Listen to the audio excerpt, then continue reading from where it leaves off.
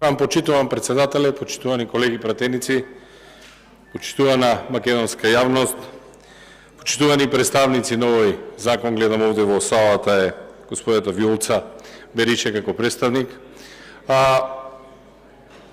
Предлог закон за изменување и дополнување на Законот за безбедност на храната, еден закон за кој што мораме да констатираме дека навистина доцни, една од целите е усогласување со Законот за прекршоци. Законот за прекршоци донесен 2019 година, замислете, со рок за усогласување од 6 месеци, денеска го добиваме овој закон, ова предлог законско решение, уште еден од оние закони кои што ќе дојдат на Комисијата за европски прашања и треба да ги усогласуваме и поминуваат овде со европско знаменце, меѓутоа не зедов за тоа збор.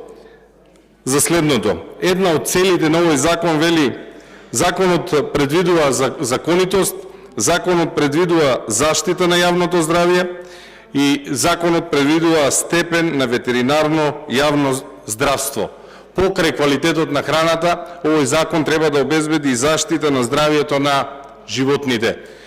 Го зедов овој збор заради ненавремената реакција на оваа влада, која што воопшто не се крижи ни за здравјето на граѓаните, ни за квалитетот на храната, а за жал ниту за здравјето на животните.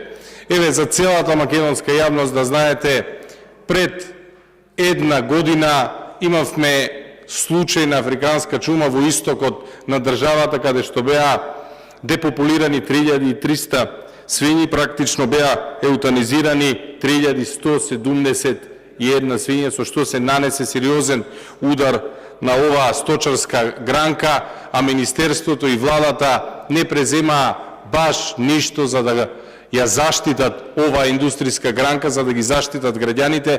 Единствено излегува на терен кога требаше да бидат уништени 3300 свињи и практично се зададе вистински удар.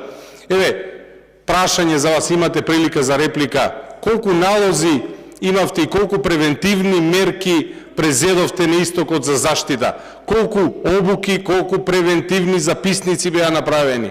Најверојатно одговорот е нула. Ништо не презеде Министерството за земјоделие и еве дури и требаше цела година за да подготват едно законско решение кое што се транспонира дел од регулативата, меѓутоа несреќно се транспонира. За ова зборев и на комисија, а останува еве и денеска да ни објаснат за какви делегирани тела станува збор, за какви надлежности се предвидува да бидат давани на правни и физички лица кои што треба да се делегираат да вршат контроли. Останува да ни одговорите, затоа што видовме како високи функционери од ДУИ успеаат мобилни лаборатории да ги претвараат во фиксни лаборатории, па видовме како блиски луѓе до вас добиваат дозволи за лаборатории од нигде никаде, шалтерски работници добиваат права да имаат лаборатории.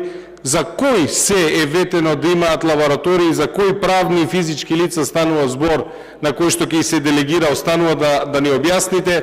Останува да ни објасните зошто во членот 11 само, би рекол, бледо ја транспонирате врската која што е предвидена со регулативата на која што се повикувате 2017/625. Само бледо е пренесено врската тие контроли да бидат транспарентни. Сметам дека тие прашања зошто потврла да реагира Министерството за земјоделие, зошто вака бледо се транспонираат и за кои правни физички лица сметате дека ќе можат да и се делегираат вакви надлежности, е нешто кое што треба да го објасните пред целата македонска јавност и задолжително да објасните зошто владата потврли да ги заштити сточарите од истокот и им нанесе огромни штети пред неполна година. Јасно е дека станува збор за болест од која нема вакцина, меѓутоа вашата превентивна задача ја завршивте на најлош можен начин, а тоа е со катастрофални последици за оваа сточарска гранка. Меѓутоа последиците, за жал, како и секојаш со вашата влада, ги трпат земјоделците, ги трпат сточарите, ги трпат граѓаните, односно оние на чиј грб сте научени да функционирате. Се надевам дека дел од овие прашање ќе добивам одговор, во интерес на времето ќе скратам овде да имате прилика да дадете реплика. Благодарам.